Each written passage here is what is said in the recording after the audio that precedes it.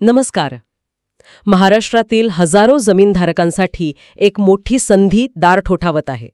पण त्यासोबत एक काउंटडाऊन सुद्धा सुरू झाला आहे. हो. ती तारीख आहे 31 डिसेंबर 2025. अगदी. ही तारीख इतकी महत्वाची का आहे? कारण या तारखेनंतर जमिनीच्या मालकी हक्काशी संबंधित नियमांमध्ये एक मोठा बदल होणार आहे आणि तो थेट आपल्या खिशावर परिणाम करू शकतो. बरोबर. आज आपण याच विषयावर सविस्तर चर्चा करणार आहोत.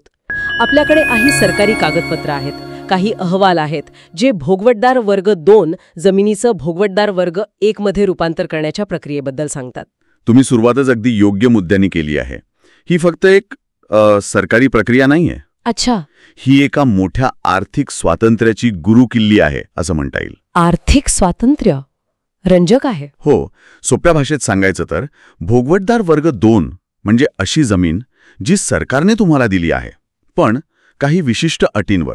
म्हणजे ती तुमची असूनही पूर्ण तुमची नाहीये. अगदी. ती तुमची आहे, पण त्यावर सरकारचं एक काय म्हणतात त्याला, एक अदृश्य लॉक आहे. लॉक? हो.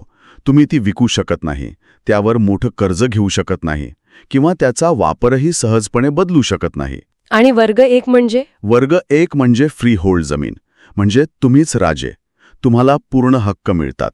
आजची आपली चर्चा ही त्या लॉकला उघडून जमिनीला कसं पूर्णपणे स्वतंत्र करायचं याबद्दल आहे.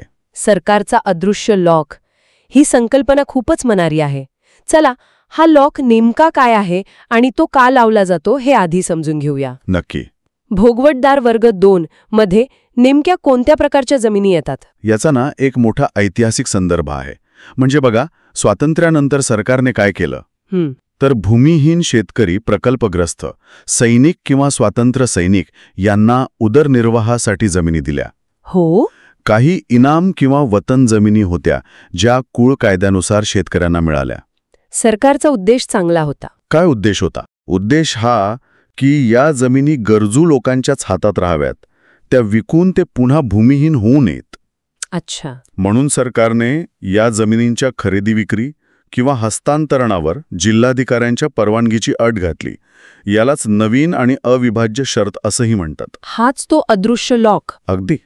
हाच तो अदृश्य लॉक. आणि याच लॉकमुळे आजच्या काळात विकासात अडथळे येत आहेत असं दिसतंय. बरोबर. आमच्याकडच्या कागदपत्रांमध्ये स्पष्ट उल्लेख आहे की बँका आणि वित्तीय संस्था अशा जमिनींवर कर्ज द्यायला कचरतात. हो, कारण त्यावर शासनाचा बोजा असतो, मालकी हक्क पूर्ण नसतो. त्यामुळे पुनर्विकासासारखे प्रकल्प रखडतात.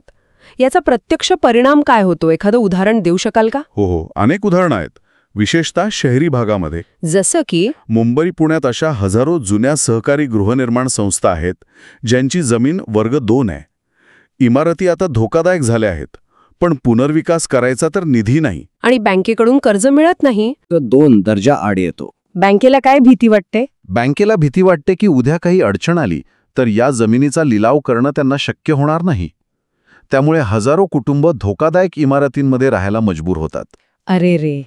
या लॉकचा एक मोठा आणि गंभीर परिणाम आहे. म्हणजे ही समस्या खूप मोठी आहे. आता असं दिसतंय की सरकारने महाराष्ट्र जमीन महसूल संहितेच्या कलम 29(अ) अंतर्गत हा लॉक उघडण्यासाठी किल्ली दिली आहे. हो. चला, ही किल्ली म्हणजे ही रूपांतरण प्रक्रिया कशी काम करते हे टप्प्याटप्प्याने समजून घेऊया. सुरुवात कुठून करायची? सुरुवात होते तहसीलदारांच्या कार्यालयातून. ओके. जमीनधारकाला एका विहित नमुन्यात अर्ज करावा लागतो, पण अर्ज करण्यापूर्वी काही महत्त्वाची कागदपत्र गोळा करणं गरजेचं आहे. ही कागदपत्र म्हणजे त्या जमिनीचा संपूर्ण बायोडेटा असतात. एक सामान्य जमीनधारक म्हणून मला एक प्रश्न पडतोय. ही सगळी कागदपत्र जमा करताना काय अडचणी येऊ शकतात? ही प्रक्रिया खरंच इतकी सोपी आहे जितकी कागदावर दिसते? तुमचा प्रश्न अगदी योग्य आहे. कागदावर प्रक्रिया सोपी दिसते, पण प्रत्यक्षात जुनी कागदपत्र मिळवणं हे एक आव्हान असू शकतं. काय काय लागतं नक्की? तुम्हाला जमिनीचा ताजा 712 उतारा लागतो. सुमारे 50 वर्षांपासूनचा फेरफार किंवा खाते उतारा लागतो. 50 वर्षांचा? हो. मग जमीन तुम्हाला कशी मिळाली याचा मूळ सरकारी आदेश किंवा सनद, जमिनीचा मोजणी नकाशा आणि जमिनीवर कोणताही कायदेशीर वाद नाही असं एक प्रतिज्ञापत्र लागतं. आणि यातलं काय मिळायला अवघड जातं? अनेकदा मूळ आदेशाची प्रत सापडत नाही किंवा जुने फेरफार मिळवायला वेळ लागतो. इथेच अनेक लोकांची गाडी अडकते. अच्छा. समजा कागदपत्र जमा झाली, अर्जही केला, त्यानंतर काय होतं? सरकारी अधिकारी जागेवर येऊन पाहणी करतात असंही यात म्हटलं आहे. ही पाहणी का महत्वाची असते? हो, ही पाहणी खूपच महत्वाची आहे. अर्ज मिळाल्यानंतर तलाठी आणि मंडळ अधिकारी त्या जमिनीची प्रत्यक्ष पाहणी करतात. काय तपासतात ते? ते मुख्यत्वे 2 गोष्टी तपासतात. एक, सरकारने ज्या कारणासाठी जमीन दिली होती त्याच कारणासाठी तिचा वापर होतोय का? म्हणजे शेतीसाठी दिली असेल तर तिथे शेतीच होते ना? अगदी. आणि 2, मूळ अट आणि शर्तींचं काही उल्लंघन झालं आहे का? उदाहरणार्थ परवानगीशिवाय जमिनीचा काही भाग विकला आहे का किंवा वापर बदलला आहे का? या तपासणीनंतर ते आपला अहवाल तहसीलदारांमार्फत जिल्हाधिकाऱ्यांकडे पाठवतात. आणि जर काही उल्लंघन झालं असेल तर त्यावर दंड आकारला जातो आणि मगच प्रक्रिया पुढे जाते. ठीक आहे, म्हणजे अर्ज, कागदपत्र आणि पाहणी हे पहिले टप्पे झाले. बरोबर. आता आपण या प्रक्रियेच्या सर्वात महत्वाच्या आणि रंजक भागाकडे येऊया. तो म्हणजे अधिमूल्य किंवा प्रीमियम. हो. इथेच ती 31 डिसेंबर 2025 ही तारीख महत्वाची ठरते. हो, इथेच या सगळ्या प्रक्रियेचं आर्थिक गणित दडलेलं आहे. अधिमूल्य म्हणजे जमिनीला निर्बंध मुक्त करण्यासाठी शासनाला भरावी लागणारी रक्कम. ओके. आणि शासनाने ही रक्कम भरण्यासाठी एक मोठी सवलत योजना जाहीर केली आहे, ज्याची अंतिम मुदत आहे 31 डिसेंबर 2025. आणि त्यानंतर? या तारखेनंतर हे दर प्रचंड वाढणार आहेत. त्यामुळे ही एक लिमिटेड टाइम ऑफर आहे असं म्हणायला हरकत नाही. हे दर नेमके कसे आहेत? म्हणजे शेती आणि बिगर शेती जमिनींसाठी यात काही फरक आहे का? हो, नक्कीच फरक आहे. जमिनीच्या वापरानुसार दर ठरवले आहेत. कृषी जमिनींसाठी, म्हणजे ज्या शेतीसाठी वापरल्या जातात, त्यांच्यासाठी सध्याच्या शेती मूल्यांकन दराच्या 25% अधिमूल्य लागेल. 25%? हो, पण 31 डिसेंबर 2025 नंतर हाच दर थेट 75% होईल. म्हणजे तिप्पट वाढ. तिप्पट. आणि बिगर कृषी जमिनींसाठी दर वेगळे आहेत. इथे रेडी रेकनर दराशी जोडलेले आहेत. रेडी रेकनर दर ते जरा सोप्या भाषेत सांगाल का? नक्कीच. रेडी रेकनर दर म्हणजे शासनाने त्या भागातील जमिनीच्या खरेदी विक्रीसाठी ठरवलेला किमान सरकारी दर, ज्याच्या आधारावर स्टॅम्प ड्युटी ठरते. अगदी बरोबर. तर जर जमीन निवासी किंवा वाणिज्यिक वापरासाठी एखाद्या व्यक्तीच्या किंवा खाजगी मालकाच्या नावावर असेल तर त्यांना रेडी रेकनर दराच्या 15% अधिमूल्य भरावं लागेल. आणि सोसायट्यांसाठी? सहकारी गृहनिर्माण संस्थांसाठी यात आणखी सवलत आहे. त्यांना फक्त 10% भरावं लागेल. आणि सर्वात मोठी सवलत स्वपुनर्विकास करणाऱ्या संस्थांसाठी आहे, बरोबर? हो. फक्त 5%. ही सवलत इतकी जास्त का दिली आहे? यामागे शासनाचा काही मोठा उद्देश दिसतोय का? म्हणजे बिल्डर लॉबीला बाजूला सारून सामान्य नागरिकांना सक्षम करण्याचा हा एक प्रयत्न आहे का? तुम्ही अगदी अचूक मुद्दा पकडला आहे. ही 5%ची सवलत फक्त आर्थिक नाहीये, तर ती एक धोरणात्मक पाऊल आहे.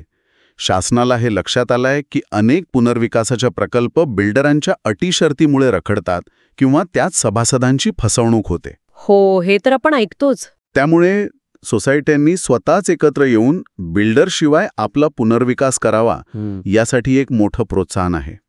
शासनाचा उद्देश स्पष्ट आहे, नागरिकांना विकासाच्या प्रक्रियेत थेट भागीदार बनवणे. यामुळे निर्णय प्रक्रिया वेगवान होते आणि पारदर्शकता वाढते. अगदी. चला, हे गणित एका उदाहरणाने समजून घेऊया. समजा पुण्यात एक जुनी सहकारी गृहनिर्माण संस्था आहे. त्यांची जमीन वर्ग 2 आहे आणि त्या जमिनीचा रेडी रेकनर दर 5 कोटी रुपये आहे. ठीक. आता त्यांना स्वपुनर्विकास करायचा आहे. 31 डिसेंबर 2025च्या आत आणि नंतर त्यांच्या खर्चात नेमका किती फरक पडेल? उत्तम उदाहरण आहे. चला हिशोब करूया. हो. आज म्हणजे 31 डिसेंबर 2025च्या आत त्यांना स्वपुनर्विकासासाठी 5 कोटींच्या फक्त 5% म्हणजे 25 लाख रुपये अधिमूल्य म्हणून भरावे लागतील. 25 लाख? हो. पण जर त्यांनी ही संधी गमावली आणि नंतर अर्ज केला तर स्वपुनर्विकासाची विशेष सवलत संपेल आणि त्यांना निवासी वापराचा सामान्य दर लागेल. तो किती आहे? तो सध्याच्या नियमानुसार रेडी रेकनरच्या 20% जाऊ शकतो. म्हणजे त्यांना 1 कोटी रुपये भरावे लागतील. काय सांगताय? म्हणजे थेट 75 लाखांचा फरक. ही रक्कम त्या सोसायटीसाठी खूप मोठी आहे. अरे बापरे, म्हणजे एका तारखेमुळे 75 लाखांची बचत किंवा नुकसान होऊ शकतं. बरोबर. पण या 5%च्या सवलतीसाठी काही कॅच किंवा अट आहे का? नक्कीच. शासनाने सवलत दिली आहे, पण त्यासोबत जबाबदारीही दिली आहे. काय अट आहे? मुख्य अट अशी आहे की रूपांतरणाचा आदेश मिळाल्यापासून 2 वर्षांच्या आत पुनर्विकास प्रक्रिया म्हणजे बांधकाम सुरू करावं लागेल. आणि जर नाही केलं तर? जर या अटीचं पालन झालं नाही तर दिलेली सवलत रद्द होते, भरलेली 25 लाखांची रक्कम जप्त होऊ शकते आणि जमिनीचा दर्जा पुन्हा भोगवटदार वर्ग 2 होतो. म्हणजे पुन्हा लॉग लागतो. हे सगळं ऐकायला सरळ वाटतंय, पण भारतातल्या प्रत्येक जमिनीची एक वेगळी कहाणी असते. काही जमिनींवर ऐतिहासिक ओझं आहे. जसं की महर वतन किंवा देवस्थान इनाम जमिनी. तिथे ही प्रक्रिया इतकी सरळ असेल का? नाही, अजिबात नाही. तिथे ही प्रक्रिया खूपच गुंतागुंतीची होते. कसं? महर वतन जमिनी या गावकामगारांना त्यांच्या सेवेच्या बदल्यात मिळालेल्या होत्या. वतनं रद्द झाल्यावर सरकारने ठराविक रक्कम घेऊन त्या मूळ मालकांना पुनर्प्रदान केल्या. अच्छा. कायद्यानुसार अशा जमिनींवर पुनर्प्रदान झाल्यापासून 10 वर्ष हस्तांतरणावर कडक निर्बंध असतो. आणि आता तर त्यात गैरप्रकारही समोर आले आहेत. हो, अलीकडेच पुण्यातील काही प्रकरणांमध्ये या जमिनींच्या व्यवहारात मोठे गैरप्रकार झाल्याचं समोर आलं. त्यामुळे आता अशा जमिनींच्या रूपांतरण प्रस्तावांची खूप सखोल आणि कठोर छाननी केली जात आहे. आणि देवस्थानांच्या जमिनींचं काय? देवाच्या जमिनीला फ्री होल्ड करता येतं का? हा एक खूप संवेदनशील आणि कायदेशीरदृष्ट्या किचकट विषय आहे. देवस्थान इनाम जमिनी या मंदिरांच्या किंवा देवस्थानांच्या नावे असतात. हो. कायदेशीरदृष्ट्या या जमिनी देवाच्या मालकीच्या मानल्या जातात आणि त्यांचे विश्वस्त फक्त व्यवस्थापक असतात, मालक नाही. म्हणजे त्या विकता येत नाहीत? अगदी. त्यामुळे त्यांचं वर्ग 1 मध्ये रूपांतरण करणं जवळजवळ अशक्य आहे. त्यासाठी केवळ जिल्हाधिकाऱ्यांचीच नाही तर धर्मादाय आयुक्तांची सुद्धा परवानगी आवश्यक असते. जी सहजासहजी मिळत नाही. कारण उद्देश हा देवाच्या संपत्तीचं रक्षण करणे, ती विकणे हा नाही. म्हणजे अर्ज करण्याआधी आपल्या जमिनीचा नेमका प्रकार काय आहे, तिची ऐतिहासिक पार्श्वभूमी काय आहे, हे तपासणं अत्यंत गरजेचं आहे. नाहीतर वेळ आणि पैसा दोन्ही वाया जाऊ शकतात. अगदी. तुमच्या 712 उतार्यावरील इतर हक्क रकान्यात काय नोंद आहे हे पाहणं महत्त्वाचं आहे. तिथेच जमिनीचा प्रकार आणि शर्ती नमूद केलेल्या असतात. समजा अर्जदाराची जमीन सामान्य प्रकारची आहे, त्याने अर्ज केला, छाननी झाली, अधिमूल्य भरलं आणि सगळी प्रक्रिया पूर्ण झाली. त्यानंतर शेवटी काय होतं? त्याला पूर्ण मालकी हक्क मिळाला हे कशावरून सिद्ध होतं? अधिमूल्य शासनाकडे जमा केल्याची पावती सादर केल्यावर जिल्हाधिकारी अंतिम रूपांतरण आदेश काढतात. ओके. हा एक अत्यंत महत्त्वाचा दस्तऐवज असतो. या आदेशात स्पष्टपणे लिहिलेलं असतं की ही जमीन आता भोगवटदार वर्ग 1 म्हणजे जुनी शर्त म्हणून धारण केली जाईल आणि तिच्यावरील सर्व निर्बंध काढण्यात येत आहेत. आणि मग 712 उतार्यावर बदल होतो का? तो अदृश्य लॉक कायमचा निघून जातो? हो, ही शेवटची पण सर्वात महत्त्वाची पायरी आहे. जिल्हाधिकाऱ्यांचा आदेश तलाठ्याकडे दिल्यानंतर तो गाव नमुना 712 वरील इतर हक्क या रकान्यातील भोगवटदार वर्ग 2 किंवा नवीन व अविभाज्य शर्त हा शेरा कायमचा काढून टाकतो. अच्छा. आणि भोगवटादार वर्ग या रकान्यात वर्ग 1 अशी नोंद करतो. ज्या दिवशी 712 कोरा होतो त्या दिवशी जमीन खऱ्या अर्थाने लॉक फ्री होते. तर आजच्या चर्चेतून एक गोष्ट सूर्यप्रकाशा इतकी स्पष्ट झाली आहे. भोगवटदार वर्ग 2 जमिनीचे वर्ग 1 मध्ये रूपांतरण करणे ही एक सुवर्ण संधी आहे. विशेषतः 31 डिसेंबर 2025 ही अंतिम मुदत लक्षात घेता ही एक न भूतो न भविष्यती अशी संधी आहे. आहेच. यामुळे केवळ जमिनीचे बाजारमूल्यच वाढत नाही तर तिच्या विकासाचे, हस्तांतरणाचे आणि त्यावर कर्ज मिळवण्याचे मार्गही पूर्णपणे मोकळे होतात. अगदी खरं आहे.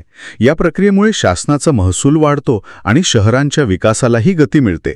पण या निमित्ताने एक विचार करण्यासारखा मुद्दा पुढे येतो, ज्यावर आपण सर्वांनी विचार करायला हवा. कोणता मुद्दा?